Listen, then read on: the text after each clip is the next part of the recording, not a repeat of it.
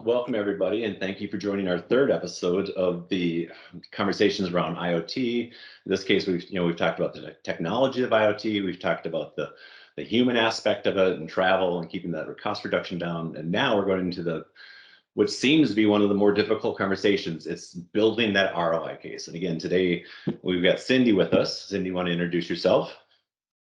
Yeah, welcome. Thanks for having me. My name is Cindy Siney, and I serve as the Director of Finance over the Fluid Power Division here at Applied Industrial Technologies.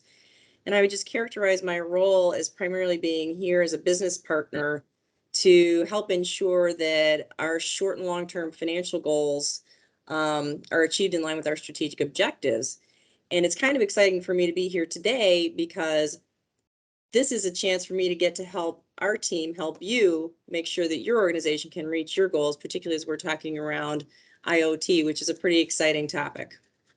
Thank you. And so we recruited Cindy because she's got the best financial reach and ability to actually create these different profiles, from the technology side and the engineering piece. Sometimes we struggle on that, but we know that through this whole process, we've learned that, you've got to get a couple people within your organization from the C-level or operational side of the fence, engineering piece. You need a couple people to help this move this forward.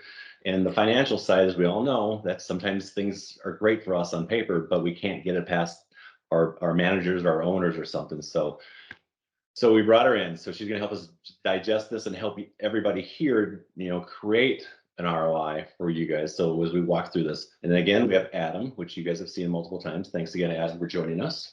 Yeah, absolutely. Yeah. So Adam Fain with Applied Fluid Power. So I'm one of the integration engineers here and excited to kind of help unpack this with everyone today. So again, just in case you missed some of our first ones, again, all of our stuff is on YouTube under Applied Fluid Power. You can see our previous 2 videos around this. There's actually 3, but 2 specifically around this topic. And we as a corporation, span, as you can see on this map, nationally up in the Canadas and such. And we think it's really good from the standpoint of the IoT has been really good for us as we work with all of our OEMs from the standpoint of helping them create controls and solutions for the machines.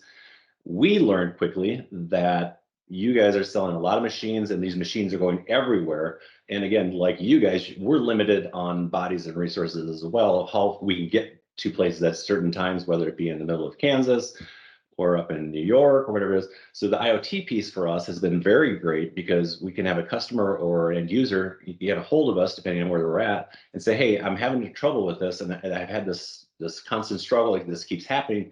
We literally have the ability to dial into that machine and pull previous history data or do a program change. So this has helped us work and support our OEMs a lot greater than we've ever been able to do without having to get on a plane and do it much faster. So, let's talk a little bit about why IoT matters, right? So Trent, thanks for kind of the breakdown there, a little bit on the IoT part of it, but remote diagnostics, right? Remote calibration of machines, right? As you had mentioned, we've used this significantly in our group to help keep machines running smoothly, keep machines up and running. We've also used it, in a prototype phase too, to help really validate, as we're designing machines, as we're engineering machines, right, to make sure that, we're within the specs and that, the real world scenario of what we thought it was is really matching, what we at least designed around. But, we did a study here. 80% of companies reported increased profitability by using IoT. And really, I hate to bring in, COVID into this whole mess here, but COVID really, highlighted the fact that we need better ways to access our machines remotely, right? Trying to just get in that truck all the time and try to head out to the machine sometimes is just not possible with where we're at right now. But really being able to understand your maintenance requirements a lot better. But really IoT is here to stay. You probably heard me talk about in some of the other webinars that we've done that really this is really kind of the next phase of our industry. We talked about load sense technology before, we talked about HMI displays, electronic controls, but really, I'm a firm believer that this will really become the de facto standard, shortly coming up, right? And I'd say from a finance perspective, I think it's a really compelling value proposition because IoT will allow you to do less with more when it's done properly, and it will really drive some continuous improvement for you. And for anyone who's listening in who's been in my seat, that hey, thanks for a great quarter, hey, thanks for a great year, but what are you going to do for me next year? We're always looking to improve. And there are real tangible financial benefits that IoT can drive for your organization. And I'm really excited to help you be able to start to quantify that to make your business case. Yeah, and I think the one piece that I want to add, if you're an OEM, the one big thing you want to do is, the ability to how fast you can service your customer. Because a lot of our customers are using their machines seasonally. Let's just say it's potato harvest. So they don't use the machine all year long. And at the end, now I've got to use it. And now I've got a problem. So it's how fast can you service your customer? And that's what we all get judged on, is how fast we can, commit to getting that customer up and running. So all kinds of different ways to look at this. And again, we're going to walk through this and we're going to break it down into different thought processes, because as we look at this as a whole, there's so many different segments in the market and so many different ways to consider stuff. We're going to give you ideas that you can fill in the blanks that fit your business. Yeah, so I just wanted to cover a couple things here real quick. So, one of the things that IoT really gives us the advantage of here is really be able to kind of look at our fleet and look at it from a health standpoint, right? So, the example we have here, right from your smartphone, being able to just quickly look at your fleet and understand how many of my assets are healthy, how many of them maybe have upcoming work that needs to be done from a maintenance standpoint, which ones are overdue. I think we all understand that proper maintenance for machines is going to keep machines up and running in the field longer and more profitable for you as the OEM and for the end customer. But being able to just access that information quickly without having to, pull reports that might take weeks to get, but being able to just access that quickly. But really then tying that all back to, automatically providing quotes then to that OEM or to that end customer, automatically for whatever that service needs. So, maybe if it comes to an oil change, or you're changing a wear item on a machine, maybe blades on a machine, right? You're putting it all into a system here that can track that automatically on demand, within just seconds. You have the power of all that information right on your phone. Well, the beauty with this piece is, so, as everybody sells more machines or you acquire more machines into your fleet, we're working with a customer out in California, and they've got hundreds, if not thousands, of pieces of equipment, and somebody's got to keep track of all this piece of equipment, what their maintenance was, how long it's been used, what's the hours on it, what items are coming forward. But somebody's got to schedule all those parts to be there when you're taking that machine offline. Because you take it offline, we all know that costs dollars. So there's a lot of ways to look at this, and we broke this system down when creating it from the standpoint of whether you're the OEM that created the piece of equipment, whether you're the distributor in the middle selling that piece of equipment, or the end user. So there's value props for everybody in here. It's just a matter of how you look at it. Yeah, Well, so for me, sorry, talking over you. Go ahead. So I'll just jump in. If you just think about if you just shave a percentage off of that downtime, think about the increased productivity when you multiply that across, 10, 20, 30, 100 machines in the field. I mean, it's a very easy concept to understand. Sometimes a little bit harder to get down to brass tacks in a business case, which we'll get to, but theoretically, it makes so much sense. Yeah. So again, we're going to walk through this and work with us on this piece. But again, you'll want to schedule us some time with one of our engineers or one of our sales guys to get this kicked off. We're giving you a tool to be able to hopefully pass on within the organization if this is an area of uncomfort, or to be able to create. But there's many ways to do this, and we're here to help you. And that's why we're giving a tool in this case. Yeah. So, given all this great stuff that IoT has to offer, why are so many places struggling to get out of a pilot phase and to really scale this and start to reap the benefits?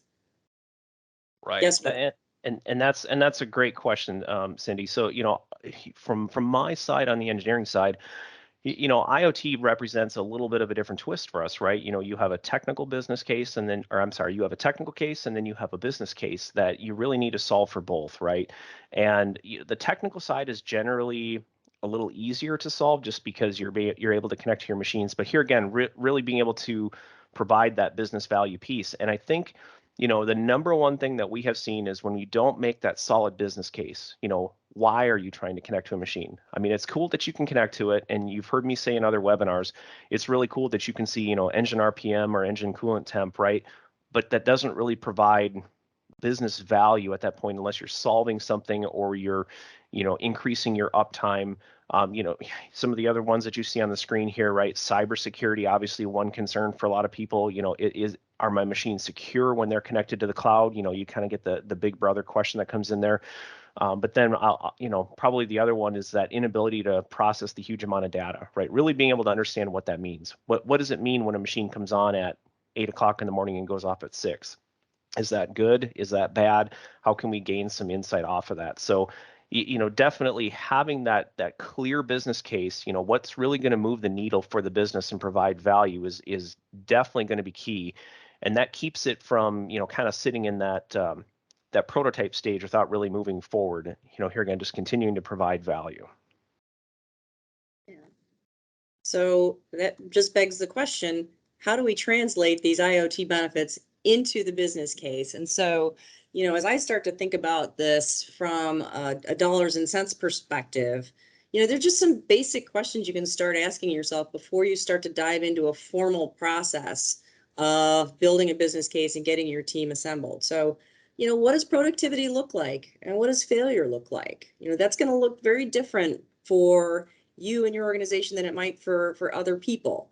So these are questions to kind of, I would say, socialize within your organization and get people's minds thinking as you're starting to get into the point where you want to move from a pilot into that scalable phase. And keep in mind real quick that this is recorded, guys. So keep in mind, you don't have to keep too much notes. At the end, this will be on Applied Fluid Power. You can go pull this down and pull this up, because we've got other data we're going to have in here, but all of this will be there so you can kind of digest through it and use it in your profile as you start to create it. So I just wanted to remind everybody of that. Right. Yeah, So I'll just throw in one comment real quick. So, I mean, as we have been rolling out IoT, I think one of the things that has really fascinated us was, when we started to build some metrics to really understand when the machine was in work mode, and not necessarily, when the transmission was in drive and moving, but when it was actually doing real work, based on a set of parameters. I think we were surprised, along with some of the customers we worked with, of, probably the lower amount than what we thought. So being able to, and I'm going to make something up here, but maybe go from 4 hours of work time to 5 hours of work time per day, really, makes a lot of value for the business. But having actual data to be able to track that, and then not only track that on one machine, but on the fleet too. So, productivity is a huge piece of this puzzle, right?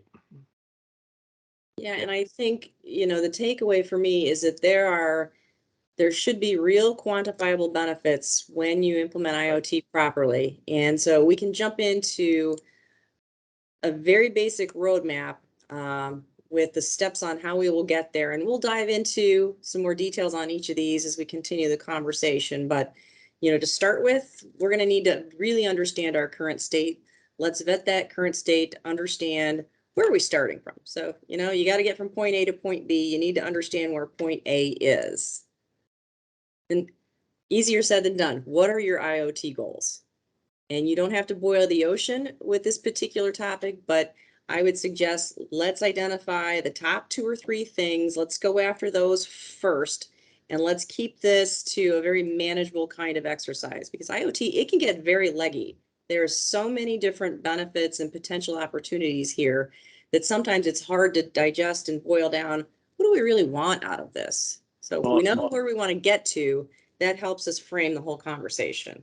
And Cindy, I greatly appreciate the road that you drew with 90-degree turns on it, because that's kind of, instead of a nice smooth curve, that's kind of a factual statement. When this comes into it, it's not just a smooth curve. There's a lot of little itches that you've got to quickly jump to. So again, we're going to help fill in those pieces so you can understand that.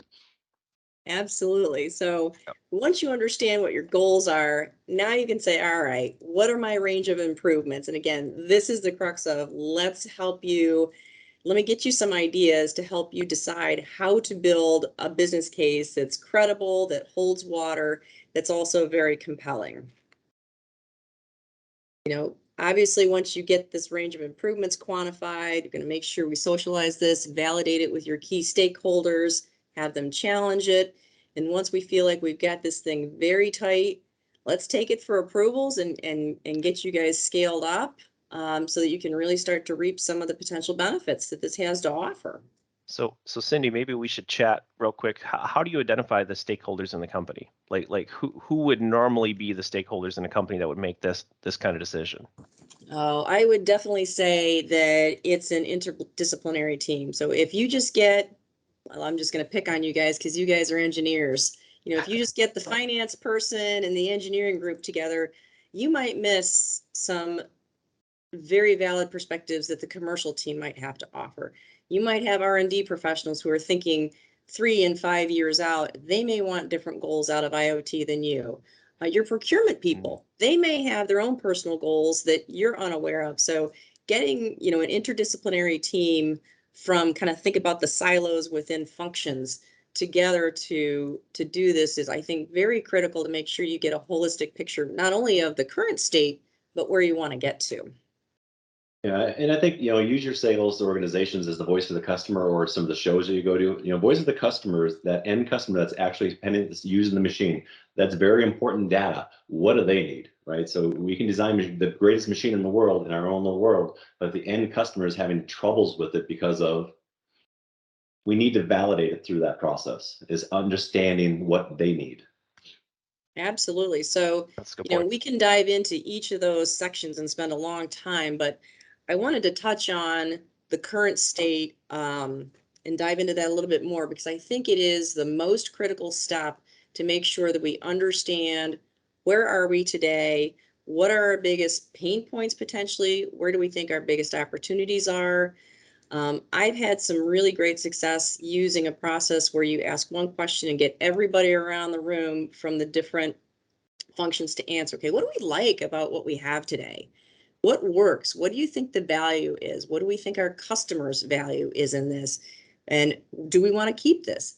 You know, I, believe it or not, even though I'm a finance person, I often don't discount people's gut opinions. We might not be able to validate those in dollars and cents, but often those instincts are there for a reason. It's telling you, hey, I think we could do something better, and let's think about what we can do differently. So it can be a very fun exercise to go through, actually, and it often is very insightful. So my recommendation is, don't skimp on this current state process, because until you can come to consensus on where you think your biggest opportunities are, I don't think you're going to have a very easy time to formulate your goals. So you're going to need that current state to be very solid, make sure everyone's on the same page. Then let's hone down in on, I'm going to keep coming back to this, the top 2 or 3 areas to focus on for your first iteration. You know, this is a cycle that won't end. It's continuous improvement, like I said before, but start with a couple that we think we can really build a solid business case on and go from there. So, you know, once you've got consensus on all this, I mean, it sounds much easier to do than it can be in reality, right? Yeah, when you True. sit down at a table, you start putting everybody's opinions and thoughts down. It's hard to capture that and stay on track. We've done so many of these scenarios, and it's hard, but you get better at it. And this tool that we're giving, you know, everybody here to pull some data from should help them at least create a format or a path line to how to get this. Right. I mean, I can sit in my office with the door shut and run models all day long, but unless they're not addressing what ultimately the end customer or the customer's customers need, it's not going to matter. So I would suggest spend some good amount of time on establishing this current state. And of course, once you understand that, let's go get the relevant data to understand what the dollars and cents are with this baseline data. Because once you have that, now we can determine where do we go and what are the potential opportunities in terms of increased productivity, increased dollars and cents look like in order to establish this business case.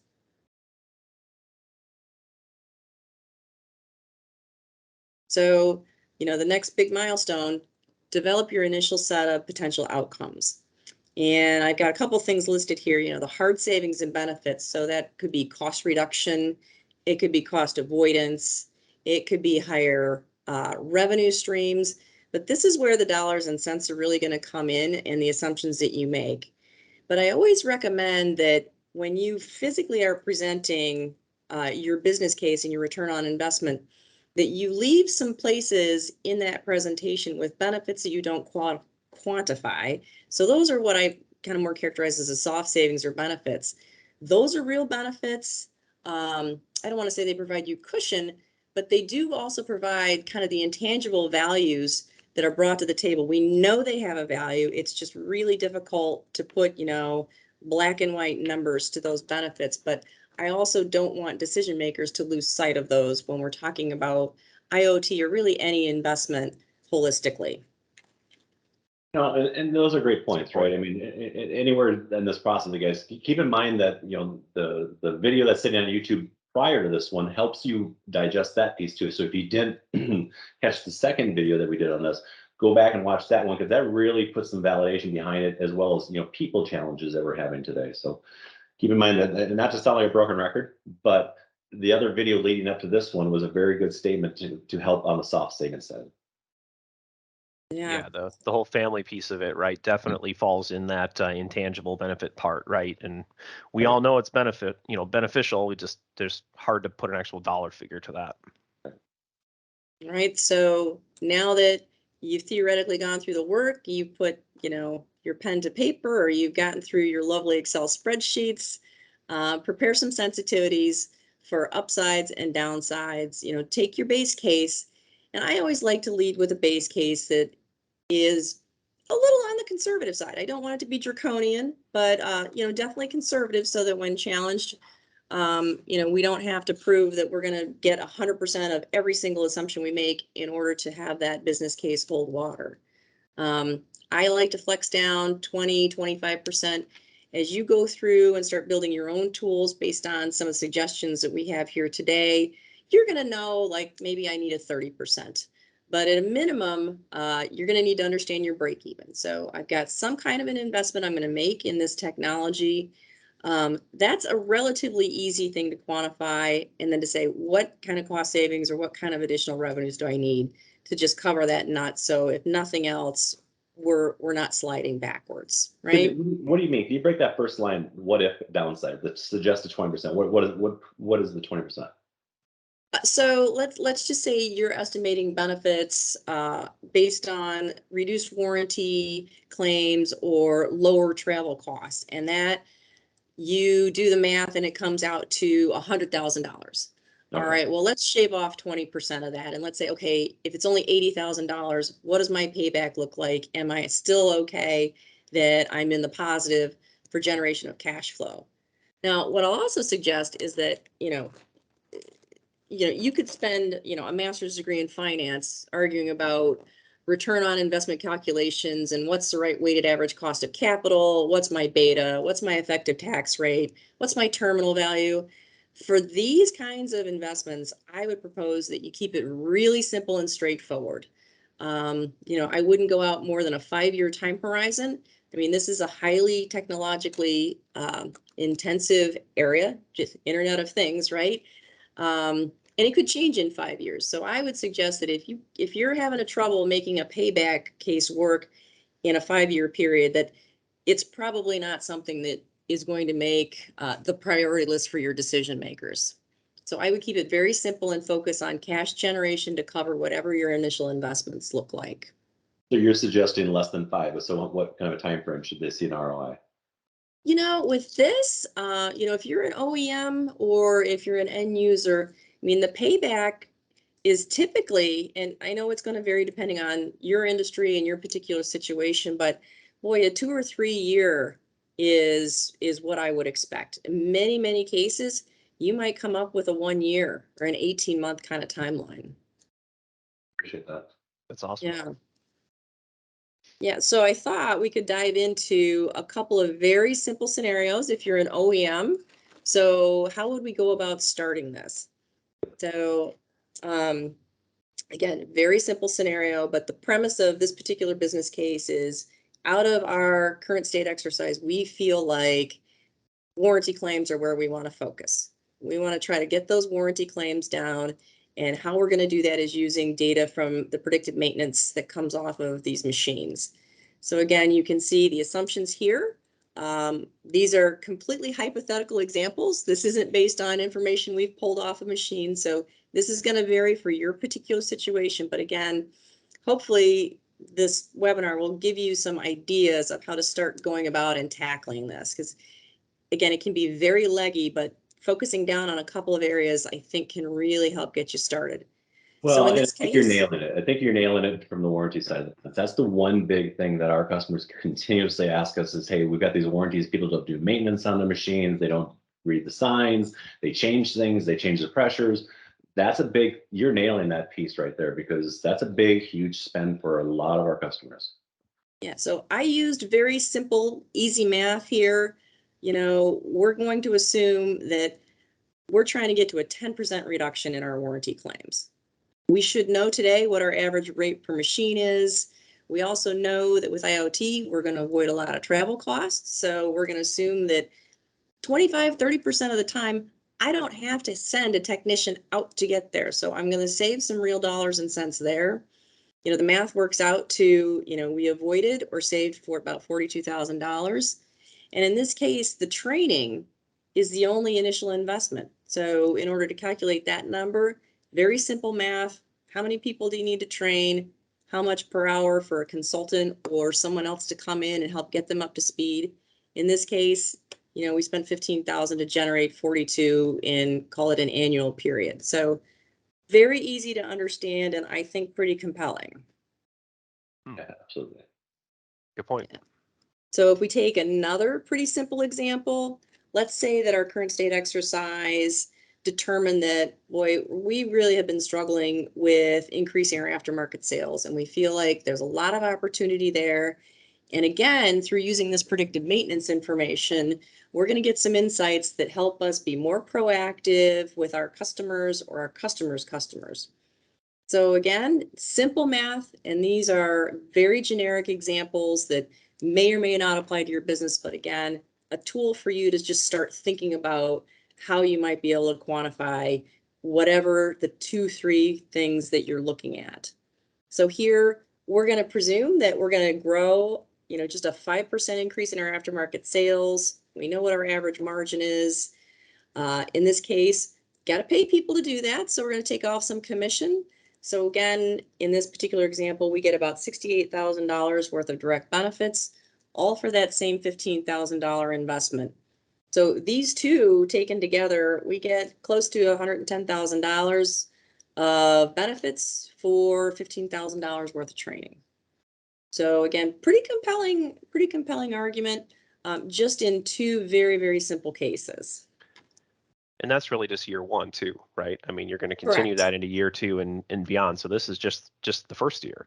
Right. So, you know, there's an appendix that's attached to this that again, will be up on the YouTube for you to see. It's a bit of an eye chart, so we may not want to go through it when we're having this conversation, but it kind of lists out the major areas that you may want to focus on, depending on what's most relevant to your IoT goals and to your industry and to your particular organization, whether you're an OEM or an end user. Right, and keep in mind, right, so the IoT piece is developed, right? So it's laid out there for, you're gonna have a back dashboard that's set up for multiple different users. Whoever, you're the end user, you're the distributor, or you're the OEM, it's customizable to fit within the realm of what you're asking for. So other videos show all that. You know, the first one shows the kind of breakdown of that. But so if you need some ideas as to what Cindy is talking about here, you can kind of go to those other videos and see some dashboards of what it could look like if you're talking about aftermarket business. Absolutely. So let's think about the end user, because again, I said my role is to help ensure that financial objectives are achieved, but we can't do that without achieving our business scenario. Well, you may be wondering, if you're an OEM, what do I do to take this to the next level to help my customers be successful?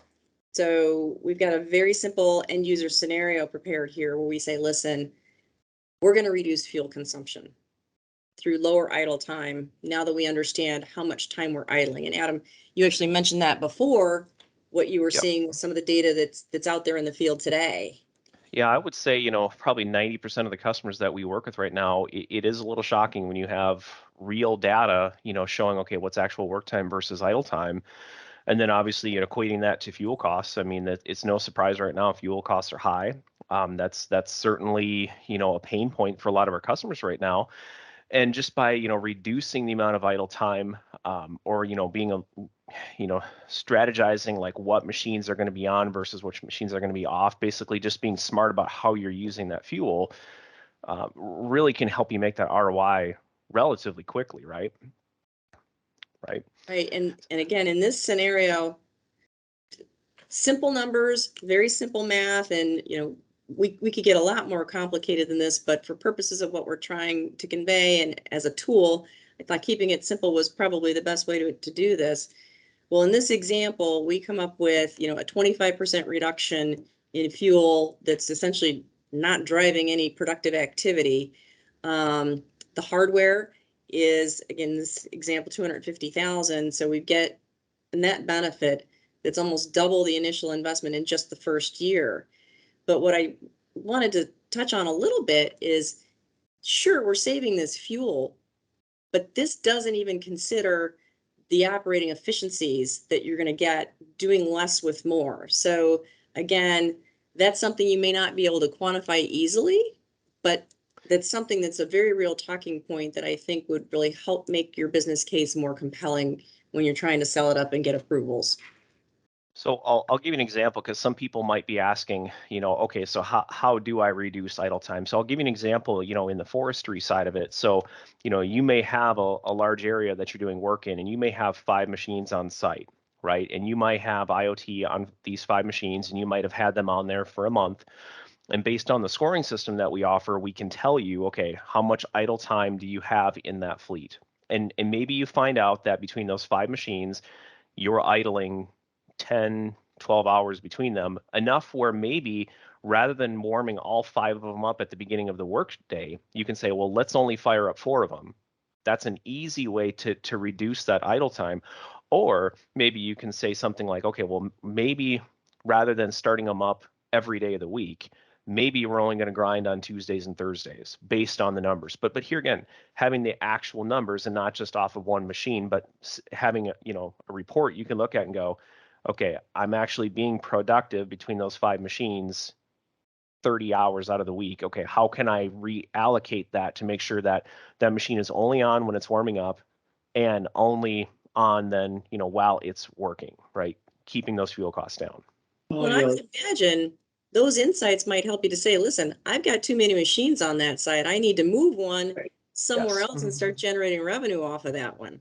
Exactly right. The best way to return or get your money out of a machine is to run it at 100%. And if you guys have these machines sitting around, do I need to spend another $250,000 on a new piece of hardware? Or do I need to have my supervisors monitor the job sites differently and allocate the work differently to whatever Adam just stated? Maybe I change up things because, as we know, fuel is not going down right now. And some of these machines are burning 70 gallons an hour. So any savings we can do is huge. And those savings add up really fast. And that's straight to the bottom line. There's no incremental cost associated with not using that fuel, right? Right.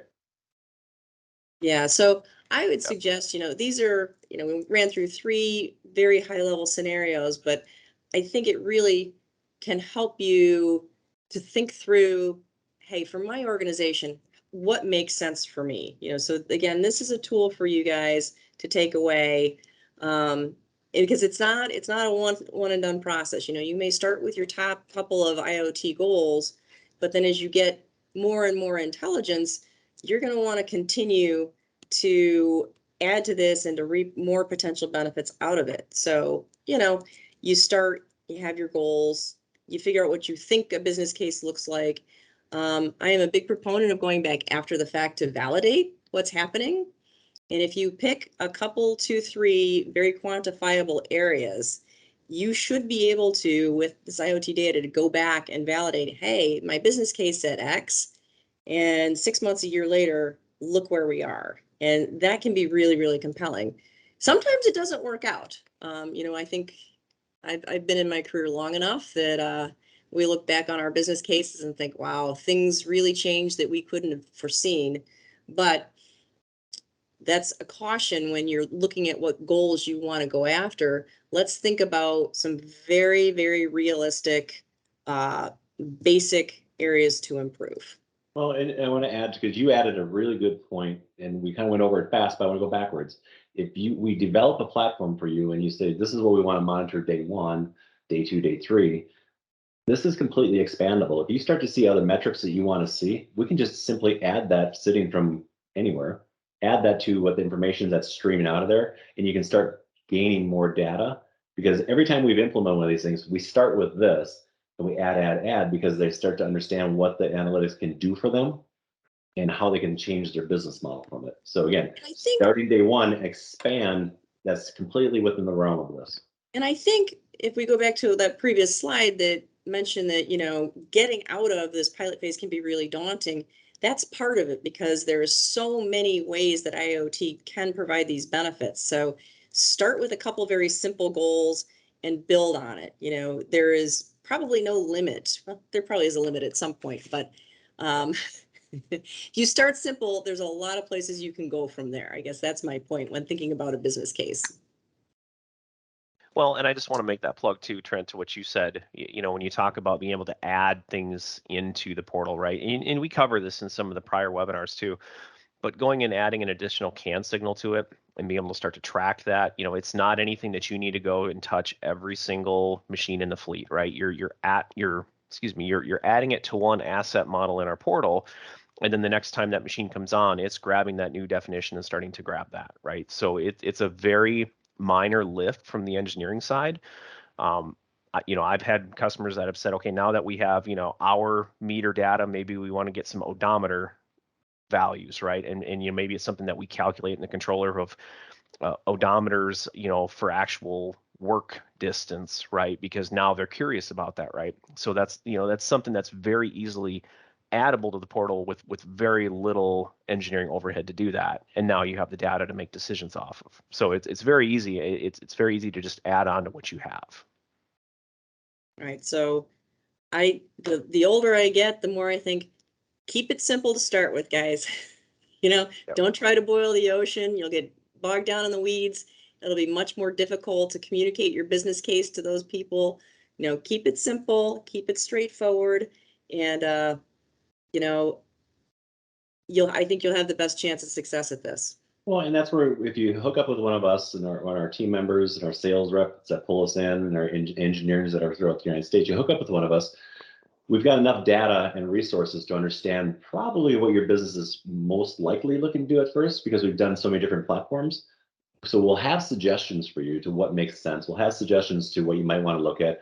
Obviously, we're gonna pull out what you might want more of, and then the one thing we want to talk about is the voice of your customer. What does your customer want? Because that helps carry that value through to the end. When you're tying this all together, what does your end customer want? And actually, you pulled up a great chart right here. And this is some thought processes. From equipment manufacturer, you're going to want this type of stuff. Dealer, you're going to want this type of stuff. Owners, you want this kind of information. But every one of these guys help make up the complete system. So we like to, use that as a tool to talk to everybody. Well, and Cindy, I think we saw too, as you're going through some of the ROI examples, is that there's value for both the OEM and the end customer. And it's not just one or the other. It's both at the same time, right? They both have a different, unique set of challenges and asks in this case. But there's certainly value, and understanding what that is for each one of them is really key, right? Right. I mean, I've said it before, there is always a story in the numbers.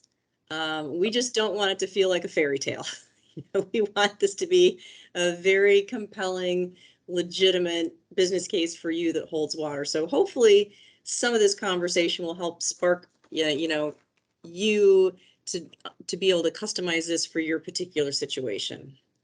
And again, guys, this is the design around you guys, giving you guys different tools to create a prop that makes sense for you. We're throwing scenarios out there, and at the end, I don't think you're going to be showing them, but at the end, there's some other financial pieces that you can use that are eye charts that we cannot just go through them on here, but there are areas where you can fill in the numbers that somebody like Cindy would actually use if she's in her seat for your organization. You can help fill those in so you're understanding that piece. Right. I mean, sometimes I characterize my job as making sure that we stay out of trouble, to make sure that these great ideas are going to work out and dovetail into, continuous improvement and reach the financial goals that we've set. So, and I know that other people in my chair, sometimes we have to say no. And that's just part of life. Not every idea is going to get the same merit. Some ideas are better than others. But again, I think there are a lot of very tangible, compelling benefits that IoT can generate for the organization. So this is an area where I think you're going to have less amount of resistance. And typically, there isn't a major sort of capital infusion that's necessary at the front end. It's not like we're going to need to spend a 6-figure, 7-figure number to retrofit our factory to be able to manufacture something to do this. So when I think about an ROI, I typically think of those intensive capital type projects, and IoT is a little different than that. Yeah, the IoT is definitely for what you get out of it. IoT is a low dollar sell. You know, it's a piece that you can add on your piece of equipment and pass it to the end customer because they're going to get a lot of data. We've been with multiple customers, and we can go on and on and on, but how they're going to use it once they saw how to do it, keeping track of co-opt, product coming off, like we were talking the other day, keeping track of co-opt product coming off, and the co-op and the farmer had the same scenario. Well, all the bins weren't getting there. So there's many ways to look at this of that cost expenditure. So we appreciate your view on this, Cindy, because we don't always look at it this way, as you're aware. Yes, I know. Well, it's been a pleasure being here and to be a little more customer facing than I usually am. All right. Well, I think we're down to our last piece here. So with that, again, if anybody has any questions or reach out, we've got our organizations, and you'll probably know one of the local names. We've got a number of contacts and such. You can reach out to myself at the end of this. We'd be happy to discuss this much further. But again, go to our YouTube on Applied Fluid Power. You can go to our Applied Fluid Power webpage and see some different things on the IoT piece and different technologies we do. But this was segmented for you guys to understand how to talk within your business or to forward this within your organization, upstream, downstream, whichever way it is, whichever video you're sharing, because we know that these conversations are difficult to have and hold. So we wanted to put some validity behind everything we're stating so you can share to get support in different areas.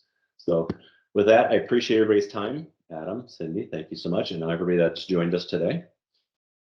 Thanks, guys. Take care. Thanks, everyone. All right, have a good one. Bye-bye.